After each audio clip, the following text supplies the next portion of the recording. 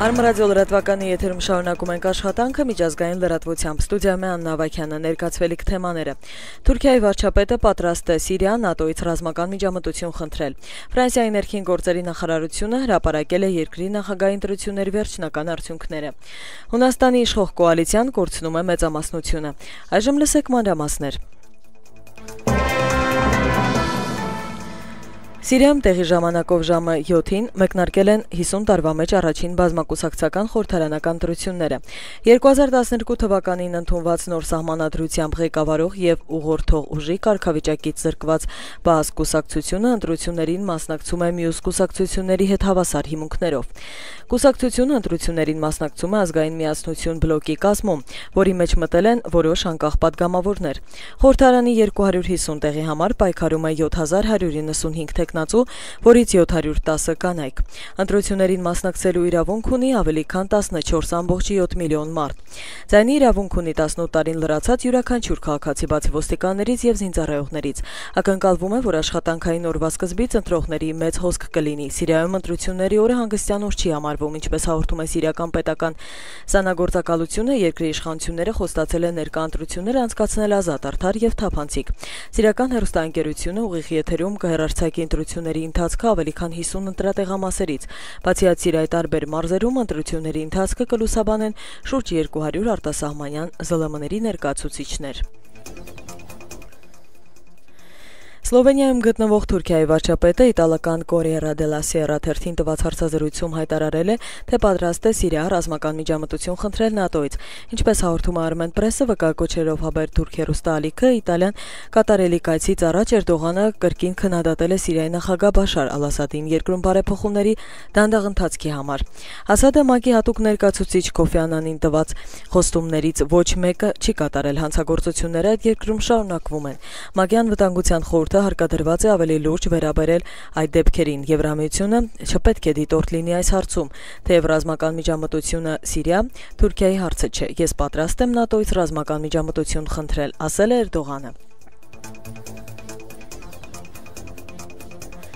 Ֆրանսուଆ Օլանդը Ֆրանսիայի նախագահական ընտրություններում ստացել է ընտրողների 51.62%-ի ձայները։ Այս մասին այսօր հայտնում է Reuters գործակալությունը, հղում կատարելով երկրի ներքին գործերի նախարարության վերջնական տվյալները։ Օլանդին ընտրել է 18.438 մարդ, այն ժամանակ, երբ Նիկոլա Սարկոզիի օգտին քվեարկել է ընտրողների 48.38%-ը։ Նրա օգտին քվեարկել է 16.869.971 ընտրող։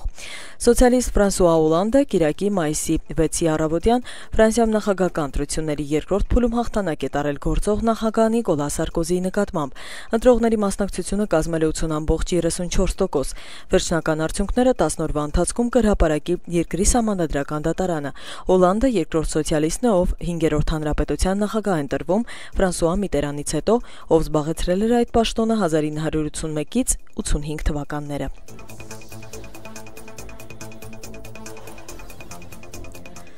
Սերբիայի նախկին նախագահ Բորիս Տադիչը եւ սերբական առաջադիմական կուսակցության առաջնորդ Տոմիսլավ Նիկոլիվեչը անցել են նախագահական ընտրությունների երկրորդ փուլ։ Նախորդին կայացած նախագահական ընտրությունների նախնական տվյալներով Տադիչը հավաքել է ձայների 26.8%-ը, Նիկոլիչը 25.6%-ը, հայտնում է Ինտերֆաքսը։ Փորձագետների եւ սոցիոլոգիական հարցումների մեծ մասի տվյալներով հենց առաջին փուլով կանխատեսվում էր Նիկոլիչի հաղթանակը։ Նախագահի աթոռի համար առաջին փուլում պայքարում էին 12 տեխնացու։ Ընտրությունների երկրորդ փուլը կայանալու է մայիսի 20-ին։ Երեք միաժամանակ երկրում ընթացել են նաև խորհրդարանական ընտրություններ։ Նախնական տվյալների համաձայն սերբական առաջադիմական կուսակցությունը, որը մաս է կազմել Առաջ տանենք Սերբիան ընդդիմադիր կոալիցիայի, հավաքել է 24.7%։ Երկրորդ տեղում Տադիչի դեմոկրատական կուսակցությունը 23.2%-ով, այնուհետև սոցիալիստական կուսակցություն, Սերբիայի դեմոկրատական կուսակցություն, լիբերալ դեմոկրատական շրջադարձ շարժում։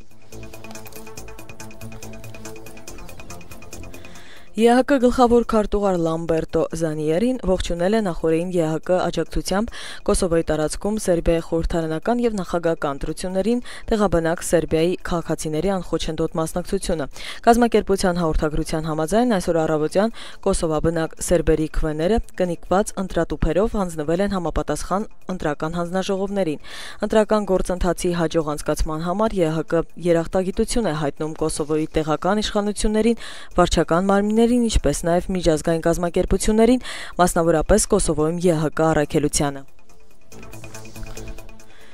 Հունաստանի աչակենտրոն Նոր դեմոկրատիա կուսակցությունը եւ ՊԱՍՕԿ-ի ցախակենտրոնները երկու մանդատով քիչ ձայն են հավաքել, որը անհրաժեշտ է ֆորմալ մեծամասնություն ապահովելու համար եւ իրենց կոալիցիայի համար նոր գործընկերոջ կարիք ունեն։ Այս մասին են վկայում 3 երկրում տեղ ունեցած խորհրդարանական ընտրությունների քվեաթերթիկների 98.4%-ի հաշվարկման արդյունքները։ Ինչպես հաղորդում է BBC-ն, ըստ այդ տվյալների Նոր դեմոկրատիան հավաքել է ձայների 18.9%-ը եւ կստանա 108 падգամավորական մանդատ։ ՊԱՍՕԿ-ը հավաքել է ձայների 13.2%-ը, սա այս կուսակցության ամենավատ արդյունքն է 1974 թվականից հետո։ Այժմ այն խորհրդարանում կստանա 41 տեղ։ Երկու կուսակցությունների տեղերը երկու մանդատով քիչ են 300 տեղանոց միակուսակցական խորհրդարանում ֆորմալ մեծամասնություն ապահովելու համար։ Ավելի քան 3 տասնամյակի ընթացքում ՊԱՍՕԿ-ը առաջին անգամ հայտնվել է 3-րդ տեղում իրենից առաջ թողելով ցախակենտրոն Սիրիզա կոալիցիան։ Վերջերս ձևավորված անկախույներ կուսակցությունը ստացել է ձայների 10.6%-ը, կոմունիստական կուսակցությունը 8.5%-ը, ոսկե լուսաբաց կուսակցության նեոֆաշիստները 7%-ը եւ դեմոկրատական ձախ ուժեր չափավոր ձախ կուսակցությունը 6.1%։ Ակնկալվում է, որ այսօր աչակենտրոնների առաջնորդ Անտոնիս Սամարասը նախագահից նոր կառավարություն ձևավորելու լիազորություն կստանա։ Հունաստանում այսի 6-ին տեղի ունեցած խորհրդարանական ընտրությունների արդյունքում արևելյան Թրակիայից ազգությամբ թուրք 3 падգամավորի տեխնացուներ անցել են խորհրդարան։ Ինչպես տեղեկացնում է թուրքական մամուլը, արևելյան Թրակիայի Ռոդոպի շրջանում ապրող թուրքերին հաջողվել է 16 տարի անց հունական խորհրդարանում ապահովել 3 թուրք падգամավորի ներկայություն։ Ռուսաստանի Դաշնության նախագահ Վլադիմիր Պուտինը Ռուսաստանի Դաշնության սահմանադրության համապատասխան առաջադրել է Դմիտրի Մեդվեդևի տեխնացությունը երկրի կառավարության նախագահի պաշտոնում նրա նշանակմանը Պետդումայի համաձայնությունը ստանալու համար։ Այս մասին, ինչպես հաղորդում է Արմենպրեսը Ղումանելով Իտարտասին, մայիսի 7-ին լրագրողներին հայտնել է Պետդումայի խոսնակ Սերգեյ Նարիշկինը։ Ինչպես սպասվում է, Մեդվեդևը պաշտոնում կհաստատվի մայիսի 8-ի արտահերթ լիագումար նիստում։ Այսօր եւ վաղը Դմիտրի Մեդվեդևը խորհրդակցություններ կանցկացնի Պետդումայի 4 խմբակցությունների ներկայացուցիչների հետ։ Այժմի համար միջազգային լրատվությունից այսքանը, շարունակեք հետևել լուրերին Արմ ռադիոյի եթերում։